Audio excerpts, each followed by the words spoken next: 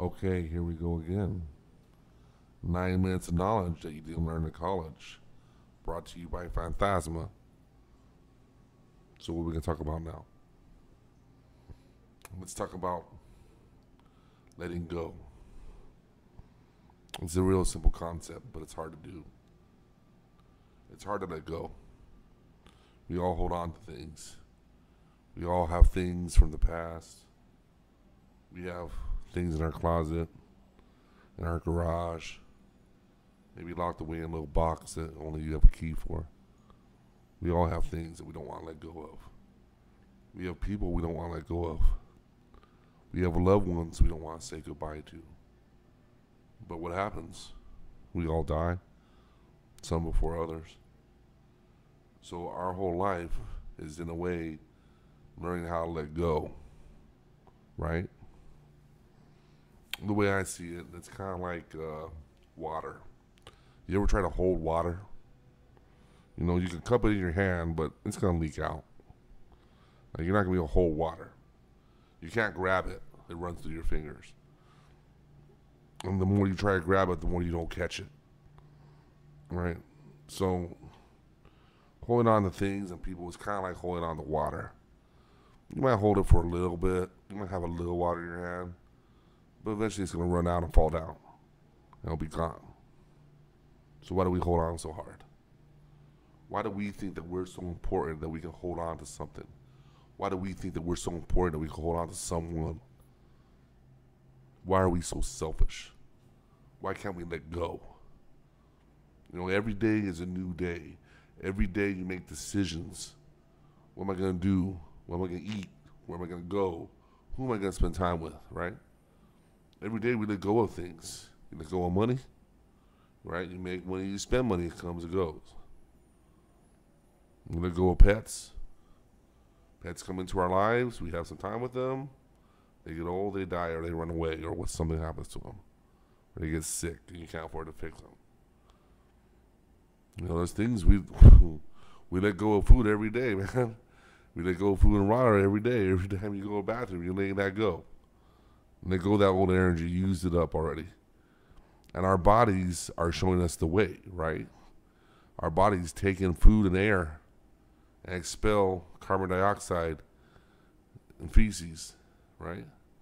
Our body doesn't hold on to things. What happens if our body holds on to things? We get fat, right? That's what obesity is, right? You eat too much. You don't exercise enough, right? You start holding on to too much calories. You get fat. You get unhealthy. And so in a sense, spiritually, we're all obese. We're all obese spirits because we don't let go. You don't just release that energy. So what happens is we build these relationships, right? You meet someone, you're attracted, you get together, it's good. You guys are dating, you guys get engaged, you guys get married, right? And we build these things up. Like, this is the way it's supposed to be. When we get married, we're going to have this house. When we're going to have this car, we're going to have so many kids, right? You build up these expectations. And then when it doesn't work out exactly like you planned, you're disappointed, right? Why? Why not let go of the old plan and embrace the new plan? You have an unexpected baby coming, it should be a blessing, right? Because think of all the things that kid's going to do for you in his life. It's going to love you. It's going to be there for you. It's going to help you when you need help if you raise it right. But why do we look at things like that as a bad thing, right? It's because we're conditioned. We're conditioned to be selfish. Our capitalistic society requires selfishness because I want to get mine. And by me getting mine, I compromise myself to do something for someone else. That's what the whole system is, you know? You know, some people might look down on a woman who dances for money, a stripper, exotic dancer, whatever you want to say. I don't look down on them. They're getting their money. They're taking money from someone who's making money. Right? They're just taking it. It's easy. Right? They got a God-given gift. Would you look bad at Michael Jordan for playing basketball? No. He had a God-given gift to play basketball. Would you look down at Mike Tyson for being a boxer? No. That was his gift. Tiger Woods for being a golfer? No. Hey, strippers make money. They make more money than I do, you know? And I make a lot of money, or I used to. No, I did a different dance. I didn't do a stripper dance. I did the engineering dance. That was my dance. Sometimes as a lawyer, the lawyer does a lawyer dance. Sometimes the doctor does a doctor dance. Right? What all these dances mean? These dances are what we do to make money. But what do? Do we hold on to money? Do you save it forever, or do you spend it? Don't. You gotta spend it eventually, right? You gotta spend some money. So what you're doing, you're letting go of that energy. You worked to have that money. You held on to that money, and then you let it go into the universe. You get something for it, or maybe you give it away.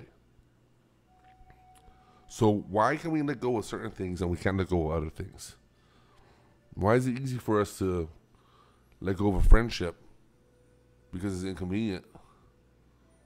Or why is it easy for us to let go of a family relationship because we had a falling out?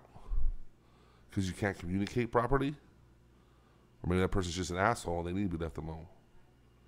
But that's what I'm saying. Sometimes we gotta let go. Sometimes we gotta let go of our family. Sometimes our family turns out rotten. You know? Can you imagine? You put all that energy into that kid, you give them everything you have, they don't want to see you now. Because they've been programmed to hate you.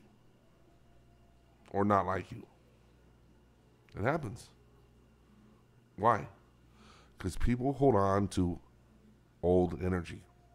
People hold on to hate. People hold on to pain. They don't let it go. People hold on to pain, and now they're in pain, and they're miserable, and they want to make you miserable, so they bring you right down. You ever heard the saying, you can't swim out and save a drowning man? Because he can pull you under. You don't know how to swim. You got to throw him a rope, right? And I'm throwing you a rope right now. Why don't you pull yourself out of that misery of thinking about the bad things that happened? Why don't you let go of those relationships that are hurting you? Why don't you let go of the job? If the job is unhealthy, if the job is toxic, go do something else. You'll be happier for it. Even if you make less money, you'll be happier. You know? If the boss is toxic, get a better boss. Move out of that position. If the girlfriend is toxic, you gotta cut her off. Let her go. If the boyfriend is toxic, hang up the phone and don't talk to him. Let it go. Why? It all goes back to frequencies. Toxic people, mean people, selfish people are on a certain frequency. They're on a frequency that resonates with their spirit. Right? So why would you want to corrupt your good frequency with someone who's a negative or a disharmonious spirit? Right? You gotta let go of that relationship. You gotta let go of all the stuff. You gotta let go of the things that are enslaving you. If you have an expensive car, you're making that big payment, let it go. Get something simple. You don't need it. You don't need the big thing. So we're coming up right on 9 minutes. I'm gonna tell you this right now. You guys gotta let go and let God take over and have faith that God will provide, and then things will just open up. And that's how it works. Let go, let God, and it's all over, baby. Boom.